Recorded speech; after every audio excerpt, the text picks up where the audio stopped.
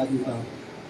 बदल दे अपने कामों को, बदल दे अपनी सोचों को, परमेश्वर के साथ चलने का निर्णय करें, परमेश्वर की बातों को मानने का निर्णय ले। आज एक वचन के साथ में आगे बढ़ना चाहता हूं। पहला शमूएल 15 अध्याय उसका 22 और 23 वचन, बड़े ध्यान से सुनना। ज्यादा लंबा चौड़ा मैसेज नहीं रहेगा, सिर्फ आधे घंटे का। शमूएल ने कहा, यहोवा होम बलियों और मेल बलियों से इतना प्रसन्न नहीं होता कि जितना अपनी बात के माने जाने से प्रसन्न होता है। हाँ, पढ़ो। सुन, मानना तो बलि चढ़ाने से और कान लगाना मेढ़ों की चर्बी से उत्तम है। देख, बलवा करना और बारी कहने वालों से पूछना एक ही समान पाप है, और हठ करना मूर्तों और ग्रह देवतों की पूजा के तुल्य है। तूने जो यहोवा की बात को तुच्छ जाना, इसलिए उसने तुझे राजा होने के लिए तुच्छ जाना है। बस, praise the Lord। परमेश्वर आज हमसे बात करी इस वचन के द्वारा, मैं विश्वास करता हूँ। यहाँ पर परमेश्वर के वचन में शमूएल ने शाऊल से कहा था, क्या परमेश्वर होम बलियों और मेल बलियों से उतना प्रसन्न होता है जितना अपनी बात के माने जाने से? हम परमेश्वर को प्रसन्न नहीं कर सकते हैं बड़ी भेंट देने से, बड़े तोहफे देने से, लंगर लगाने से, दान पुण्य करने से, दशमांश देने से, अच्छी ऑफरिंग देने से हम परमेश्वर को प्रसन्न नहीं कर सकते हैं। परमेश्वर बलिदानों से खुश नहीं होता है। परमेश्वर प्रसन्न होता है जब हम उसकी बात को मानते हैं। शमूएल ने यहाँ पर शाऊल को यही एक बात बता रहा है कि शाऊल देख, परमेश्वर को जो खुश करना है वह तुम होम बलियों से नहीं कर सकते हो, मेल बलियों से नहीं कर सकते हो। यदि परमेश्वर को प्रसन्न करना है तो उसकी बात माननी होगी। जो लोग उसकी बात नहीं मानते हैं वो परमेश्वर के विरोध में रहते हैं। बहुत सारे लोग हैं आज जो परमेश्वर की आवाज को सुनते हैं, अपने मन को कठोर कर लेते हैं, वो परमेश्वर की बात को नहीं मानते हैं। लेकिन परमेश्वर अपने लोगों से आज यही कह रहा है, मेरी बात मान, मेरी आज्ञाओं को मान, जो मैं कहता हूं वो कर। मैं आपको आज ये संदेश इसीलिए दे रहा हूं, जब मैं प्रार्थना कर रहा था तो परमेश्वर ने आज का ये वचन मुझे दिया ताकि मैं आप लोगों को दूं। प्रार्थना करता ही वक्त जो चीजें परमेश्वर ने मुझे बताई वो मैं आप लोगों के साथ शेयर कर रहा हूं आज, ताकि आप इस बात को जानें। क्योंकि हम कभी कभी परमेश्वर के वचन को और परमेश्वर की बातों को बहुत हल्का ले लेते हैं, बहुत हल्का ले लेते हैं हम परमेश्वर की बातों को।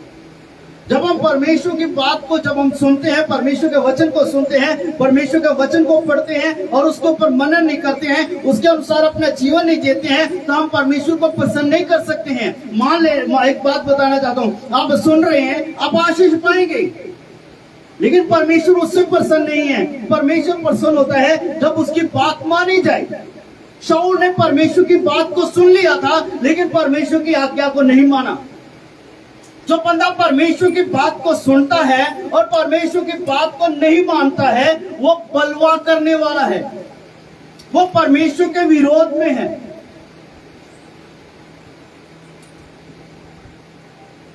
Hallelujah, hallelujah. यदि आप परमेश्वर की बात को नहीं मानते हैं ना, परमेश्वर के वचन को नहीं मानते हैं, तो आप परमेश्वर के विरोध में, अब बलवा करने वाले हैं, विरोध करने वाले हैं। किसका? परमेश्वर के वचन का। बाइबल बताती है, एक वचन के साथ में पढ़ना चाहता हूँ, यशायाह 55 का 11, 55 का 11, यशायाह।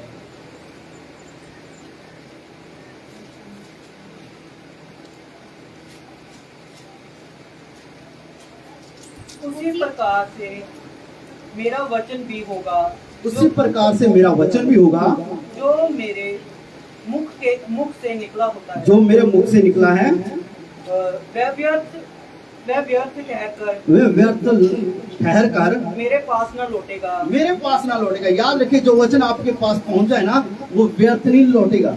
यदि आप परमेश्वर के वचन को सुनते हैं और यदि मान लेते हैं तो ये आपके लिए बड़ी आशीष होगी। यदि आप मानते नहीं हैं तो मैं एक चीज बताना चाहता हूँ, भजन संहिता में लिखा हुआ है 138 का 2, परमेश्वर के लिए परमेश्वर का वचन कितना कीमती है। 138 का 2 पढ़िए, भजन संहिता 138 का 2।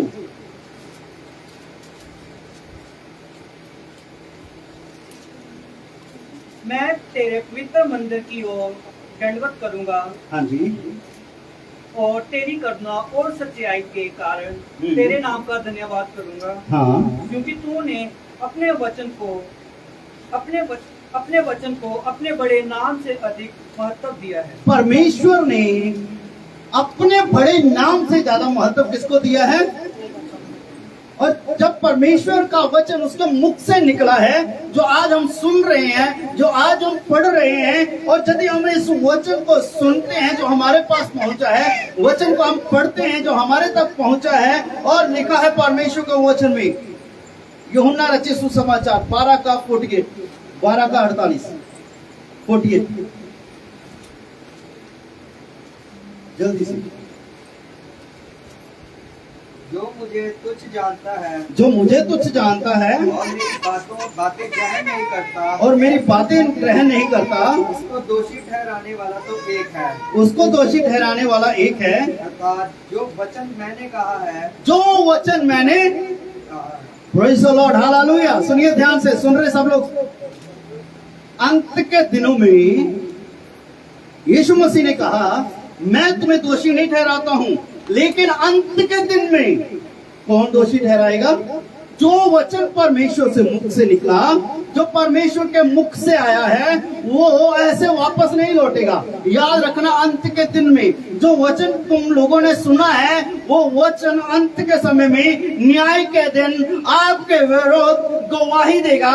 मैं इसके पास आया था लेकिन इसने ग्रहण नहीं किया। भी सीरियसली मैं आप लोग को कहना चाहता हूं, परमेश्वर का वचन आपके विरुद्ध गवाही देगा। मैं इसके पास गया लेकिन इसने ग्रहण नहीं किया। यीशु मसीह ने कहा, जो तुम्हें ग्रहण करे वो मुझे ग्रहण करता है, और जो मुझे ग्रहण करे वो मेरे भेजने वाले को ग्रहण करता है। जब परमेश्वर का दास आपके पास आता है, आपको वचन देता है, और यदि आप परमेश्वर के दास को ग्रहण नहीं करते हैं, आप उसके वचन को ग्रहण नहीं करते हैं, आप यीशु को ग्रहण नहीं करते हैं, आप पिता को ग्रहण नहीं करते हैं, पर जो परमेश्वर के दासों का तिरस्कार करता है, परमेश्वर के वचन का तिरस्कार करता है, वो परमेश्वर का भी तिरस्कार करता है। यहाँ पर जो इंग्लिश में जो वर्ड जो इस्तेमाल हुआ है वो है रिजेक्ट करना। परमेश्वर की बात को ना मानने का मतलब है रिजेक्ट करना। जहां एक्सेप्ट कर सकते हैं, जहां रिजेक्ट कर सकते हैं। सुनिए ध्यान से, हम क्या कर सकते हैं? जहां एक्सेप्ट कर सकते हैं, ग्रहण कर सकते हैं, जहां रिजेक्ट कर सकते हैं। आज आप लोगों को इस बात के ऊपर थोड़े समय के लिए मनन करना है। क्या आप परमेश्वर के वचन को, जो परमेश्वर के मुख से निकला है, क्या आप एक्सेप्ट कर रहे हैं, ग्रहण कर रहे हैं, या उसका तिरस्कार कर रहे हैं? जो बंदा परमेश्वर का वचन सुनकर के नहीं मानता है, परमेश्वर की बात को नहीं मानता है, परमेश्वर के वचन के लिए, उसकी आवाज के लिए सीरियस नहीं है, तो वो एक बलवा करने वाला है। वो एक बलवा करने वाला है, वो एक विरोध करने वाला है। तो बाइबल में लिखा हुआ है, चलिए वापस पहला शमूएल में 15 अध्याय के 22 और 23 वचन में जल्दी से आ जाएगी।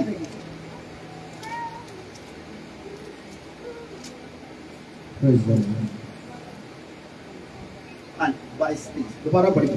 शमूएल ने कहा, क्या यहोवा होम बलियों और मेल बलियों से उतना प्रसन्न होता है जितना कि अपनी बात के माने जाने से प्रसन्न होता है? हाँ, सुन मानना तो बलि चढ़ाने से, सुन मानना तो बलि चढ़ाने से, और कान लगाना मेढ़ों की चर्बी से उत्तम है। हाँ जी। देख, बलवा करना और बावी करने वालों से पूछना एक ही समान पाप है। हाँ, धीरे धीरे धीरे धीरे, अभी सुनिए। हम लोग क्या कहते हैं, सुनिए सब लोग इस साइड ध्यान दीजिए, हमें परमेश्वर के वचन की ओर ध्यान लगाइए। बड़ी इंपॉर्टेंट बात है यहाँ पर। क्या लिखा है? बलवा करना किसके समान है? बावी कहने वाले। हाँ, पूरा पूरा वचन पढ़ो। देख बलवा करना, देख बलवा करना और बावी कहने वालों से पूछना, और भावी कहने वालों से पूछना। एक- सुनिए सुनिए सुनिए, अभी बलवा करना, हम कहते हैं मैंने तौबा की है, मैंने बपतिस्मा लिया है ना, और यदि हमने यीशु को जान लिया, तौबा कर ली, हमने मूर्ति पूजा छोड़ दी है ना, तो हम जब मसीह में नहीं थे ना, तो हम क्या करते थे? जो पूछना बताते हैं ना, हम उनके पास जाते थे ना पूछने के लिए। अब मेरा क्या होगा, मेरा बिजनेस चलेगा या नहीं चलेगा, हम पूछने वालों से है ना जाते हैं ना बाबाओं के पास में। यहाँ पर वही लिखा है, हम कहते हैं मैंने बपतिस्मा लिया, मैंने यीशु को ग्रहण किया, लेकिन जब परमेश्वर की हम बात नहीं मानते हैं ना, परमेश्वर का वचन सुनकर के नहीं मानते हैं ना, तो लिखा है वो किसके समान है? पूछना पूछने वालों के समान है। सेम पाप है। एक तरफ आपने परमेश्वर की आवाज नहीं सुनी, नहीं मानी, और दूसरी तरफ इस बात को ध्यान रखिए, तो आप लोगों का ये गलती, आप लोगों का ये पाप किसके समान है? जैसा कोई पूछना पूछने वाले होते हैं। फिर आगे हट करना, अभी हट करना, हम बात कब नहीं मानते हैं? इब्रानियों के पत्री में लिखा हुआ है परमेश्वर के वचन में कि जब तुम उसकी आवाज सुनो तो अपने मन को क्या ना करो? कठोर ना करो। तो जब हम कठोर करते हैं, हम हठ हो जाते हैं कि मुझे परमेश्वर की बात नहीं माननी है, मुझे परमेश्वर की बात नहीं सुननी है, मुझे परमेश्वर की बात नहीं माननी है। परमेश्वर बहुत सॉफ्टली अपने लोगों के साथ बात करता है, बड़े प्यार से बात करता है। मेरे बेटे तू ऐसा कर, मेरी बेटी तू ऐसा कर, वो सॉफ्टली हमारे साथ बात करता है, लेकिन हम नहीं मानते हैं। हमने ये सुन लिया है, हमने ये जान लिया है कि यदि हम नहीं भी मानेंगे तो परमेश्वर कौन सा हमें सजा देगा।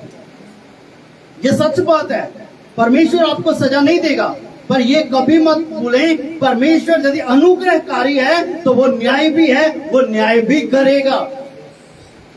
वो अनुग्रहकारी है, वो दया करता है, लेकिन वो न्याय भी है, वो आपका न्याय भी करेगा।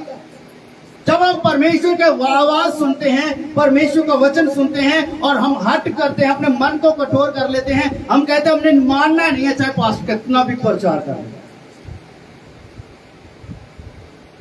पास्टर कितना भी वचन प्रचार कर ले, हमने मानना नहीं है। इसे कहते हैं हट करना। हम हर हफ्ते लोगों के पास जाते हैं, उनके लिए प्रार्थना करते हैं, उनको वचन देते हैं ना, और फोन भी करते हैं कि संडे मिस मत करना, हर रोज प्रार्थना करना। हम लोगों को कहते रहते हैं, लेकिन कुछ लोगों ने मन अपने इतने कठोर कर लिए हैं, इतने हठी हो चुके हैं कि वो मानने के लिए तैयार ही नहीं है। तो जो हट करना है वो किसके समान है? सुनिए ध्यान से। और हट करना मूर्तों और क्रय देवताओं की पूजा के तुल्य है। हाँ,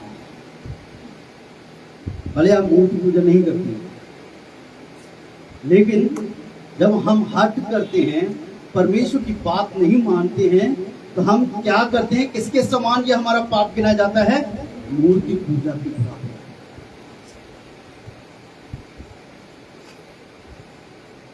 आप कहेंगे मैं मूर्ति पूजा तो नहीं कर रहा हूँ, लेकिन यीशु पर विश्वास करता हूँ। लेकिन यदि आप परमेश्वर की आवाज नहीं सुनते हैं, परमेश्वर की बात नहीं मानते हैं, तो जो इसी के बराबर आपका पाप है। ये